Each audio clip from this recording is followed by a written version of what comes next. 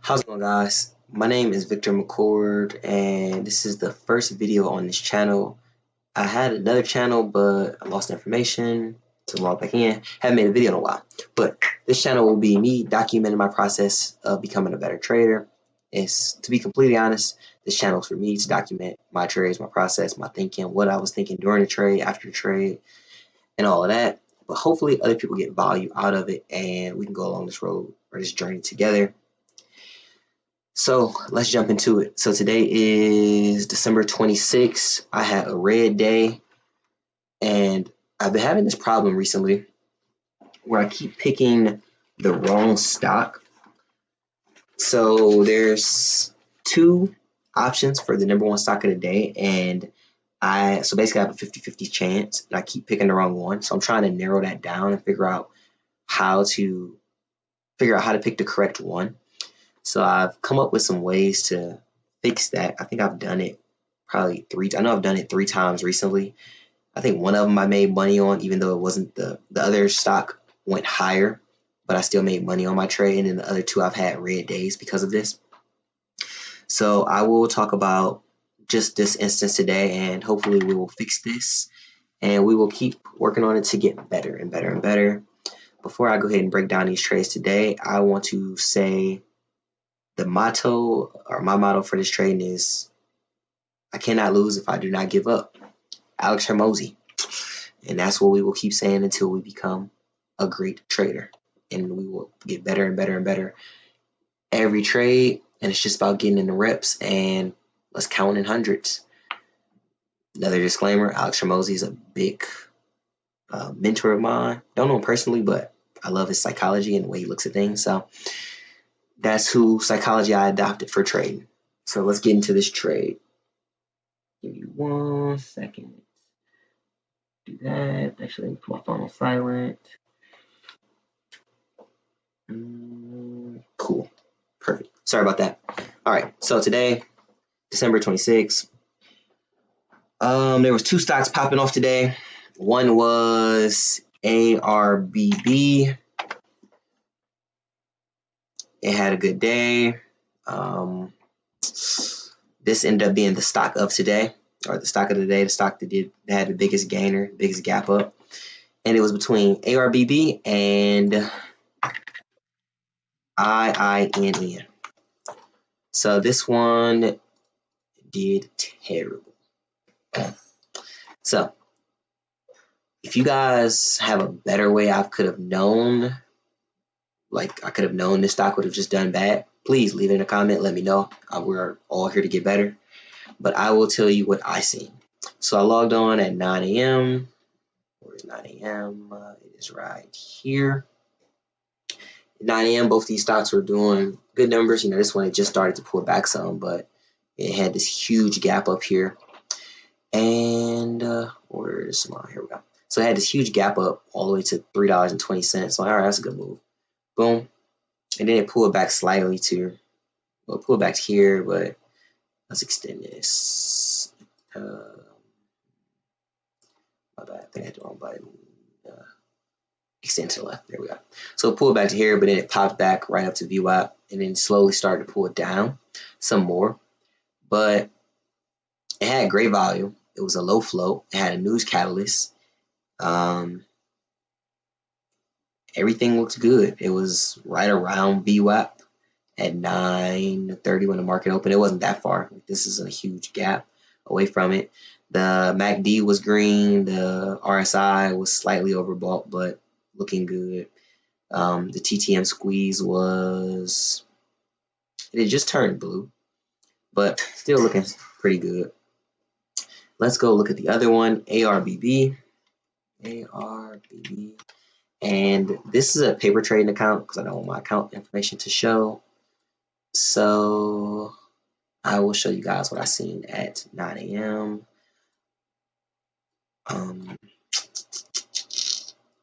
9 a.m. This stock's right here. Has great volume. Let's extend this. We see it pull it up. Extend to the left. It was doing amazing at 7 a.m., but it had a pullback. Came back down to VWAP, still right around VWAP. Everything looks good. It's hovering right around this area at support right around $2.06. Let's drop this line right here, extend to the left. So the biggest thing that separated ARBB from IINN was the float. The volume was better on ARBB today, but it wasn't massively better. It had more shares outstanding, but it only had a float of 1 million. Let me see if I can show you guys. Just give me 1 second. Cool. So I have a double monitor set up just in case you're wondering. Cool. So ARBB gapped up crazy today. Let's see, my bad. Statistics. Scroll this down. So if you look right here, shares outstanding 26.4 million, but the float's only 1.4 million or 1.44 million, which is what I really should have noticed. It made the biggest difference. What stocks or companies with low floats like this and extremely high volume are really likely to squeeze up, and they're more likely to get halted because of the supply and demand.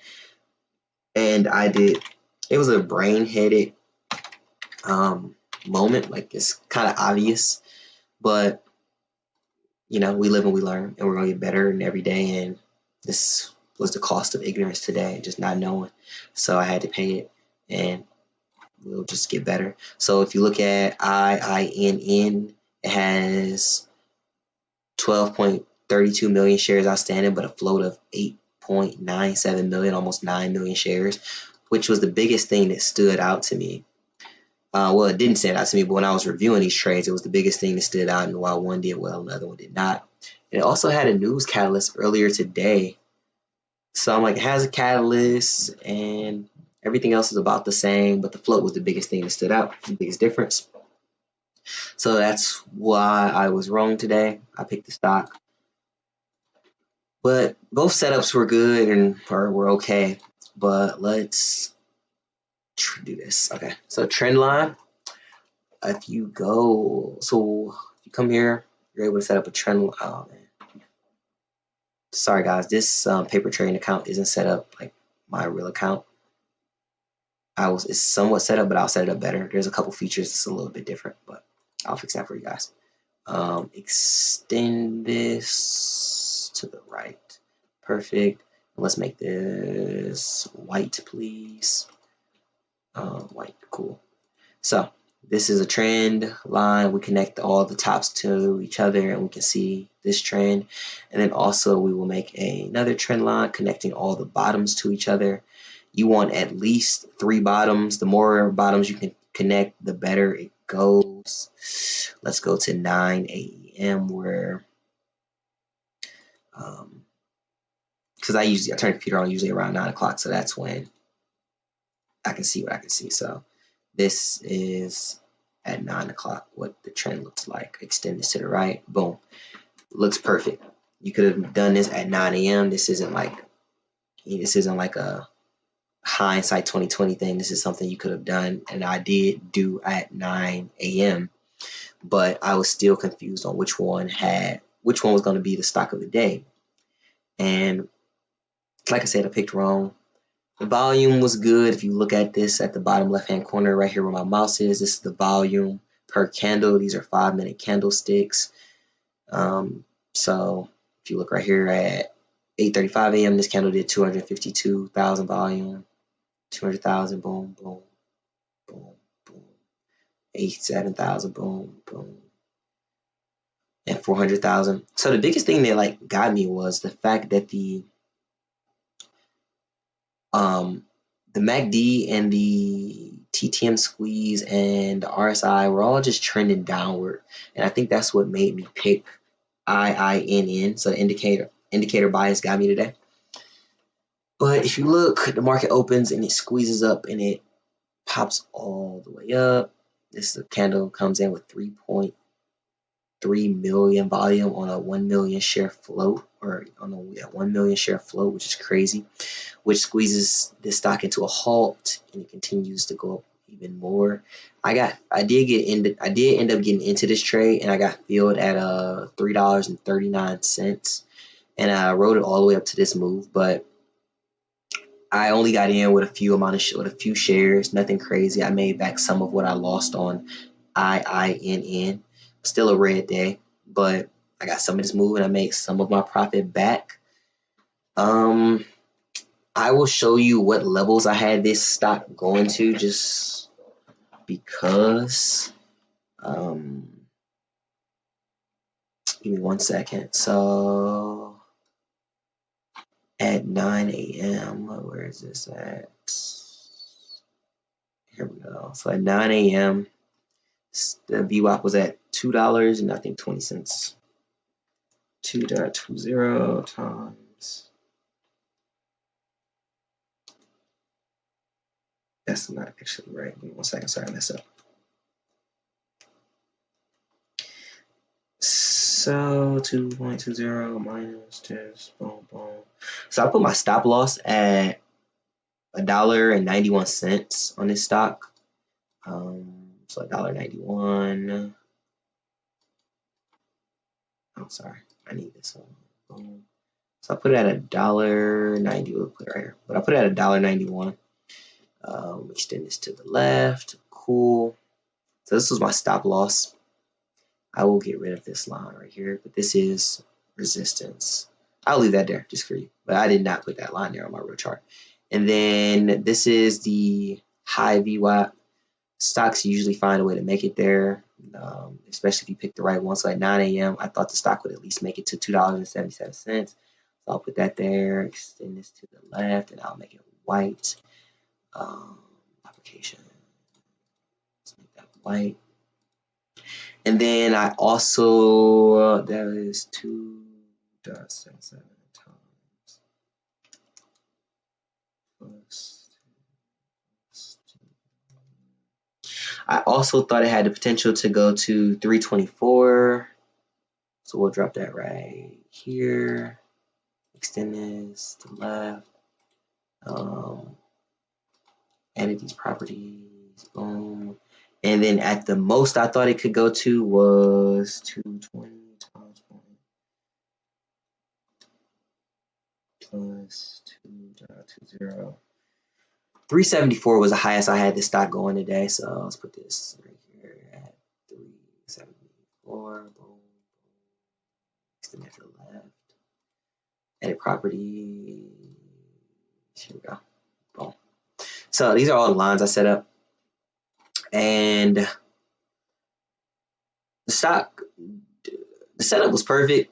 The technical analysis was pretty good. Everything was solid. Trends were good. Trend line was good. I just picked the wrong one. So really, I was about to say there's really nothing you can do about that, but there is. So let's go back to IINN, and then I'll wrap this video up. Probably have like another 2 or 3 minutes, and I'll wrap this up. So if you come here, trend line tool, where's 9 a.m.? This one there somewhere. So at 9 a.m., if we come here, you're really not able to create a trend. There's not really enough. Like you can't really connect these points. Like you can connect these two, but there's not. Let's click. Let's see. You can connect this one and this one. Extend this to the left. Oh my God, I need to extend this to the right. Sorry, but that's a terrible trend line. Like stocks don't really usually move like that, so that's stupid. So we'll get rid of that. Let's just control Z. Boom, boom, boom. So that wasn't really a good trend, so I probably would have used this line. And I did set up a trend line at 9.25 because I was like, let me give it some more time and let it see what happens. So I set up this trend line, extend this to the right. Boom. Let's make this white just so it looks. My bad. Let's do this. Save this at default. Perfect. So I did set up this trend line at 9.25 because I'm like, all right, but I wasn't able to set up a trend line to the upside. Like this was the best one I could set up, and this is kind of weak. honestly. So my new thing is, if everything is the same, like the price of these stocks are about the same, um, the setups were about the same, both of them hovering around VWAP, but well, that's a lie. The setups were not the same. That's a hindsight thing. ARBB had a better setup. Now I know that. But the other one I messed up on, everything was like damn near the same. So my new thing is, we need to look at the float, because the float is extremely important. That is basically supply and demand. That's extremely important. The number one thing is the setup. The setup's more important than all of that. Float's really important, but like if you have a low float with a shitty setup, like looking at IINN now, this is a shitty setup. It's trending down. This is a bad setup. Just kept going down. Nothing's gonna happen. But if you have a good stock and two good stocks, and they both have pretty similar setups, next thing we need to look at is the float, because the float is going to determine which one is more likely to get halted, which one has less supply and more demand. We had 20 million people trading a 1 million share float, which should have let me know. And we also want to look at the price. Like I said, these prices are pretty similar, but then we do want to look at the price, because it seems that companies or stocks or tickers with lower prices, like say this one was 4 and ARBB was $2. ARBB would have probably more likely been the one that moved, even though it was. But because the price was lower, people could afford to buy more shares, and it was easier to push it up. Because you're not gonna buy one share. Maybe you are, but most people don't. So to wrap this video up, basically I picked the wrong stock, but I created a checklist of things that the stock needs to have, and if it doesn't, I need to be patient and give it more time. And just basically like a criteria list to just like lets me compare these, because when there's a clear number one, it's easy for me. My technical analysis skills are good, or at least okay. They're not bad, let's say that. They can always be better. But when it's not a clear number one, it's between two companies or two stocks or two tickers, I've been picking the wrong one recently. And sure, I could give it more time and patience, but it has to be a way to tell. Sometimes you just can't. Some, like, very rarely, but sometimes you really just can't tell. Everything's equal and one goes. It's just the way the stock market is. Sometimes it's random. But in this instance, I should have been able to tell. I definitely should have been more patient, and I should have caught the better mover. So, last thing, I'm not mad that I had a red day, and learning to control your temper and your temperament when you have red days or losing days is part of the game. Alex Hormozy says you have to pay the price to learn, and today was a red day, but I learned a valuable lesson, and I won't make that mistake again. So I just look at this red day as the cost of learning that lesson, and we will do better tomorrow. I'll come back and make another video, and I will make a video every day. Hopefully you guys stay on this journey with me. I think I'll share, I don't know. I'm still figuring out if I want to share like my profit and loss with you guys. Like, I'll let you know if it's a red day or a green day, but I don't think I want to let you know how much. Maybe I will, maybe I won't. I don't know. I'll figure that out. But I'm gonna end this video. Thanks. If you enjoyed it, please like, share. If you have a comment, please comment. If there's something I could have done better, or if you see something that it's like clear error in my setup or my technical analysis or my reasoning on why ARBB went up and this one didn't, please let me know. We're in this together. Thank you and happy holidays. I'm out.